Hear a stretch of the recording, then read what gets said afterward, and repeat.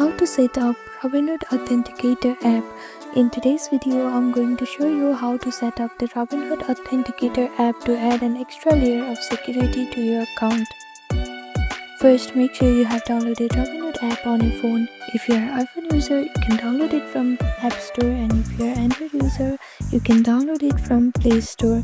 After that, click on search bar and open Robinhood app. Now make sure to log into your account.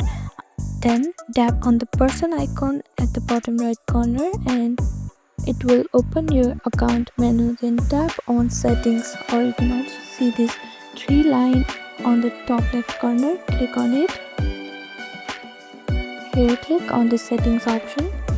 Now in security section, find two-factor authentication and tap on it to enable it. Robinhood will ask you to enter your password. Next, choose Authenticator app as your preferred method of authentication. Robinhood will show you a QR code.